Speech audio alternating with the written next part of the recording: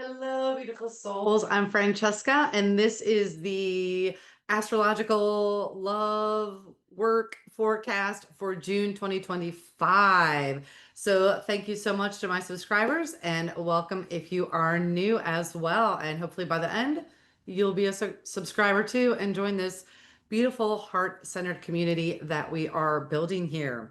All right. So, first, I'm going to just give a quick overview of major transits and then some favorable days for the month. And then I pulled some very luscious cards for support, insights, all the beautiful things. All right. So, let's get started. New month, new energy. Very fascinating. A lot of newness and it's super juicy. All right. So on June 9th, we have Jupiter entering Cancer, where Jupiter will hang out for about a year. Um, Jupiter is always very expansive. And what's interesting is when it is in Cancer, it can be about either expanding emotions or foundations.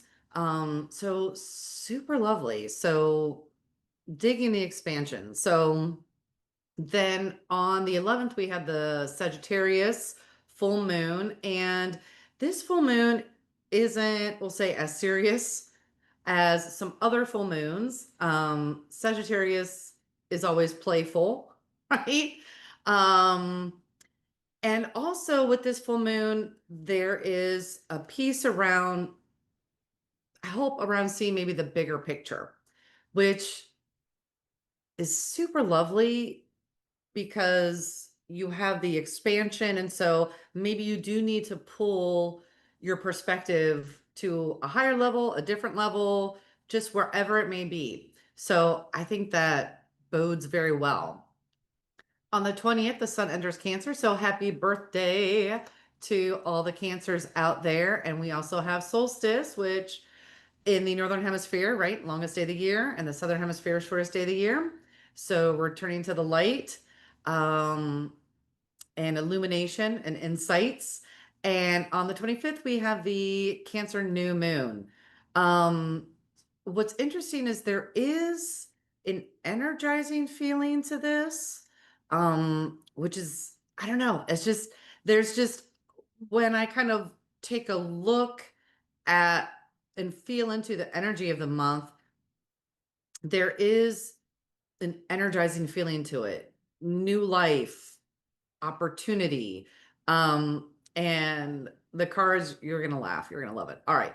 So, what was also interesting is when I was looking at the days to kind of pull out more favorable days, perhaps for love, relationships, connection, and then for career projects, there were tons of very favorable days. And not that other days aren't favorable, there's just some that are a little more supported. And those other days I like to think of as like maybe integration days. So all the days there are celestial movements, right? And what kind of caught my eye was when I looked through the month, it seemed like there were a lot more squares this month than perhaps last month. What that means is if you're looking at an astrology chart, there are different combinations, right? So a trine, super lovely, sextile, conjunct, all these things. And all those things can speak to like where your gifts and mastery are if you're looking at a personal birth chart. A square is where the friction is. And to me, that is where the growth is. So you can use these squares, these moments of friction to deepen, to grow the gifts and the mastery and the wisdom that you already have. And really have that guide you into a deeper or a higher level of mastery and self-actualization. And so both all of those things are important for the balance and the harmony, right? One can't exist without the other.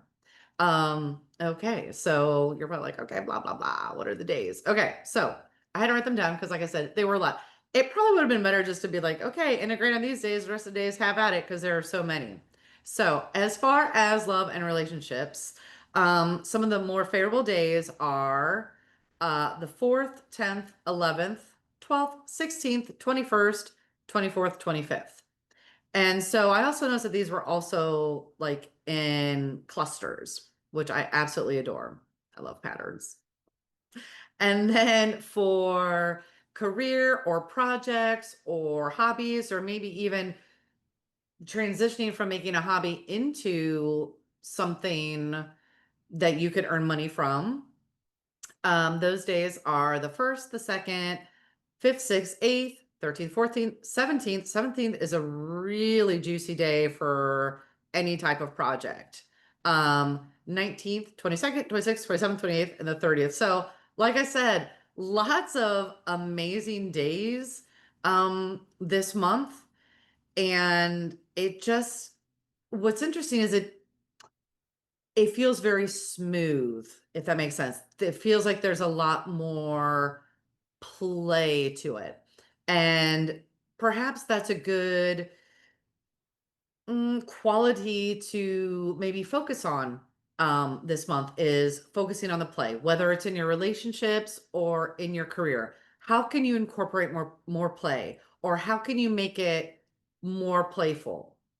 Even those tasks that perhaps aren't always the most fun, right? Because everybody loves an Excel spreadsheet at work, right? Raise your hand. Just kidding, right? So how can is there a way you could jazz that up for yourself? This month is really good to kind of maybe connect with even some of those what we would consider mundane tasks in a different way. All right. So now pulled some cards as per usual. And for the overall kind of focal point support for the month, we got Erebus in the Page of Swords. Now, what's interesting is he is all about the nighttime and the darkness. And he can help, which I find is fascinating because we have solstice this month, is helping you see through the dark and helping you see through the shadow, new insights, new perspectives. It's a really positive card. And of course, swords always have to do with like words and thoughts, maybe new projects. Perhaps you get a new insight, a new perspective on a new project. But it feels like it's very supportive, but in a very like kind of chill, relaxed way. I don't know how to explain it. Like if you think back to March, for example, like to me, March felt kind of bumpy at points. This is June feels super, super smooth. So then I just pull some extra cards for insight, clarity, anything else we need to know that, could support us on our journey and our highest good, greatest happiness.